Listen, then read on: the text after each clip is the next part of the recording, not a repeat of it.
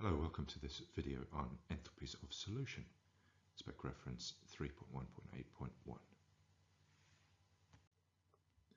So in order to access this video lesson, we just have to remember one thing from last year, and that is how polar a water molecule is. So if I just draw a little water molecule here, you will most likely remember that oxygen is very electronegative and will draw the electrons in this bond towards itself. And so that's got more than its fair share of electron cloud density, which gives it a bit of a negative charge, and that's a small Greek d, so that's delta negative for the oxygen. And if the hydrogens are left without as much electron cloud as they had when they were atoms, then they'd be left with a small delta positive. And so when this happens, this is called a polar molecule. And they quite like ionic substances because, of course, ionic substances are charged, and these charges can either attract or repel with the ions.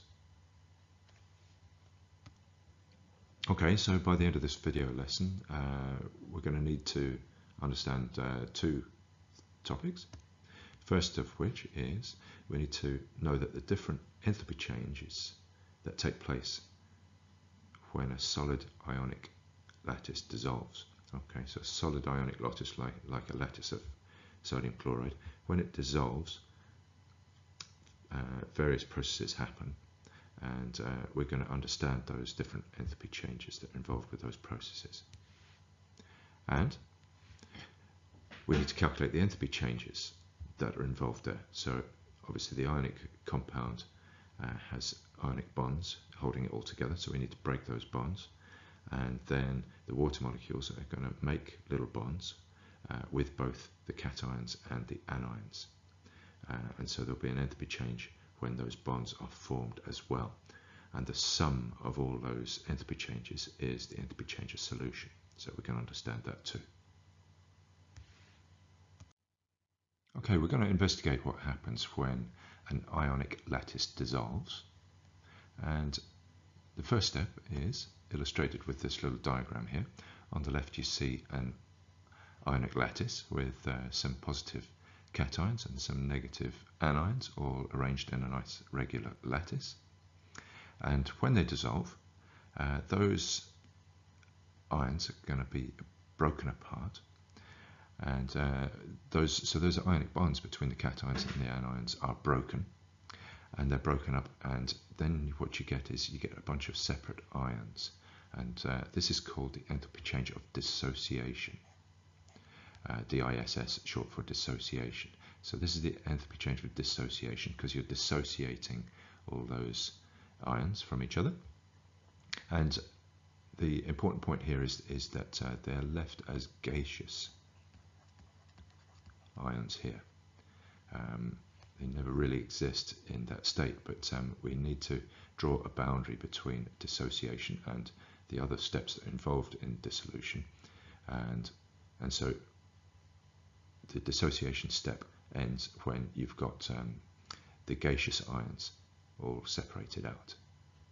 So then what happens after that is that each of these ions bonds with a bunch of water molecules. Okay, so what we've done is we've taken a negative ion and we have surrounded it with a bunch of water molecules. And if you remember from our dipole diagram, our oxygen is slightly negative and our hydrogens are slightly positive. And so you can see there's going to be electrostatic attractions between our delta positive hydrogens and the negative cations. And the same is going to happen for the positive cations. And so this one has come over to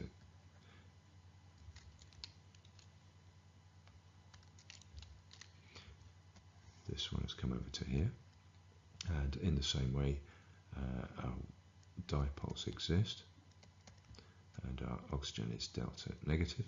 So you're going to get another electrostatic attraction between the oxygen molecules and the positive cation. So whereas before we were talking about bond breaking, here we're talking about bond making. And this enthalpy change here is called the enthalpy change of hydration. Short HYD, short for hydration. And that's what happens when the little bonds are made between the polar water molecules and the charged ions. So that's the enthalpy change of hydration. The other thing to note, I'll just change colour to make it clear. The bond making, of course, is going to be an exothermic process. And the bond breaking is an endothermic process. So we're going to have to put energy in to break our bonds, endothermic, and we're going to get energy out when we make those bonds, when the water molecules bond with the ions, you're going to get energy out, so that's an exothermic process. And so just to summarize those all together, the enthalpy of solution here is the sum of the two processes going on here, and we've got an enthalpy of lattice dissociation, that's this one, and we've got an enthalpy of hydration, which is this one, these two. And when you add those two together, you get the enthalpy of solution, which we can calculate numerically. So here we're just going to have a look in a bit more detail about what happens when sodium and chloride ions are hydrated by water molecules. So let's first have a look at the sodium ion, and you can see it here surrounded by 6 water molecules, and of course this sodium ion is positive, right? And so it's the oxygen atom here that is closest to the sodium ion, because the oxygen of course is delta negative, and so we've got that little electrostatic attraction, that little bond between the negative oxygen atom and the positive sodium ion, and that happens 6 times, and it's arranged in this shape here with 4 in a square horizontally, and one above and one below. And there's always 6 water molecules surrounding a sodium ion when sodium chloride gets hydrated.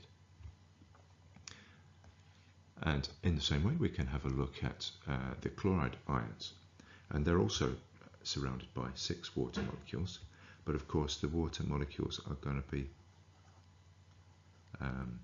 arranged oppositely, i.e. with the hydrogen atoms pointing towards the chloride, the negative chloride ion, because they're delta positive and the chloride ion is negative, and so you've got that electrostatic attraction there between those opposite charges, but they're arranged in the same shape. So mathematically you're going to be required to calculate the enthalpy change of solution, i.e. the enthalpy change of the whole processes. And so what we can do is we can use an enthalpy cycle like Hess's law, which you remember from last year. And the first step of this is to start off with the solid ionic lattice,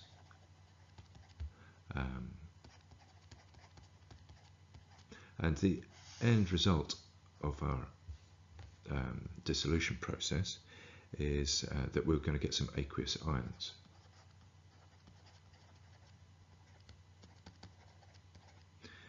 And this is our enthalpy change of solution.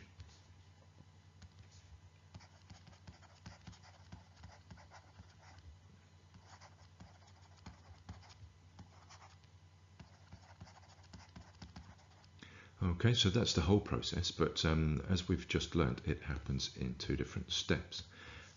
And so the first step is to break down the lattice, And when we break it down into gaseous ions, if you remember.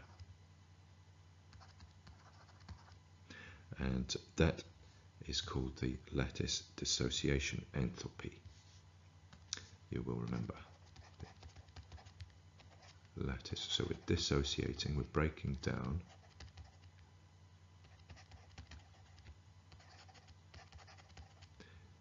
the lattice, breaking all those ionic bonds, and so that's called the lattice dissociation enthalpy, and we end up with those gaseous ions. Now, when those gaseous ions exist all on their own, they're floating around in a bunch of water molecules, and so we get the attraction of the water molecules to those gaseous ions, and they end up as aqueous ions. And so this is called the enthalpy of hydration.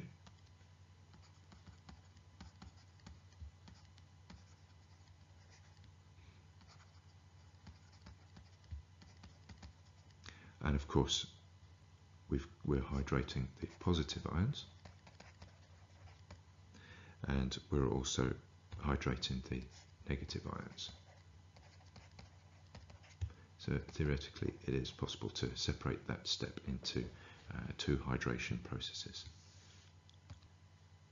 So just to make this easier, let's just number these. So this is an enthalpy change, and let's call that enthalpy change number 1. This is another enthalpy change, let's call that enthalpy change number 2, and then we'll call this one enthalpy change number 3. And so mathematically we can see that delta H3, the enthalpy change of solution, is going to be delta H1, the lattice dissociation enthalpy, plus the delta H2, the enthalpy of hydration. Now, this is the endothermic, right? So it's going to be a positive number because you're going to put energy in, and this is going to be the exothermic, so it's going to be a negative number. So you're going to end up taking away your delta H2 to find your enthalpy change of solution, your delta H3. So let's look at a real example, and we're going to choose sodium chloride. So what we're going to do is we're going to draw the enthalpy cycle for dissolving sodium chloride. And what we'll do is we'll start with our solid sodium chloride,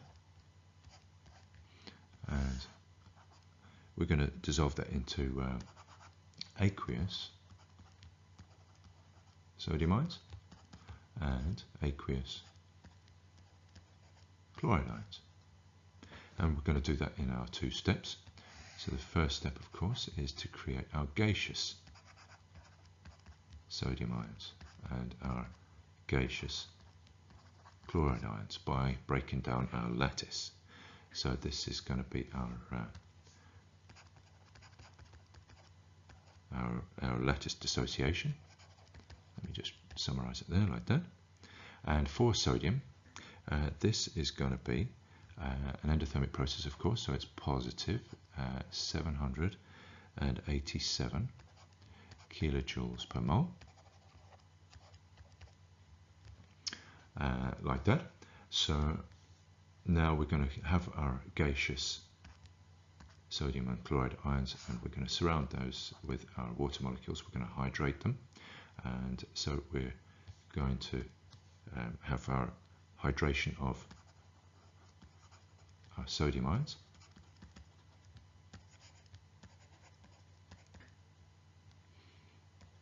And when we do that, we get out a nice 406 kilojoules per mole from all those little bonds that are formed between the water molecules and the gaseous sodium ions.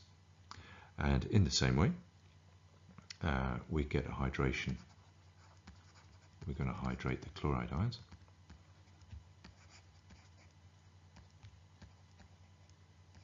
Oops. That's a G. And when we do, we get another nice 364 kilojoules per mole from that process there. And so now what we can do is we can find our enthalpy change of solution,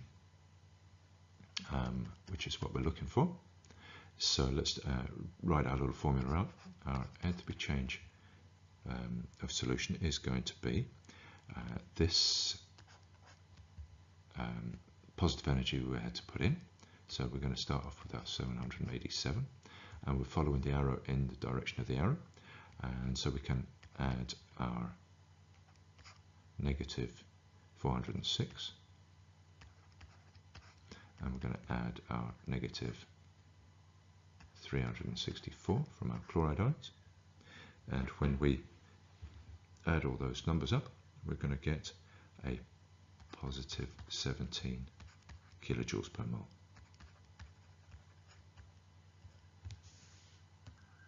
So overall, you can see that it's an endothermic process. So you might say, well, why does it happen spontaneously? Because we know it happens spontaneously. When we put salt in water, it dissolves straight away. But it's an endothermic process, so why does that happen spontaneously? But that's a question for another topic, another lesson. So now we're nearly done. Lastly, we'll just check off our learning objectives. By the end of this lesson, we wanted to understand the following couple of things. The different enthalpy changes that take place when a solid ionic lattice dissolves, i.e. the breaking down of the lattice and then the making of new bonds between the water molecules and the gaseous ions. And secondly, we wanted to calculate enthalpy changes involved in those various processes, and we've done a simple example of that. We'll do more complex examples in class. Thank you very much.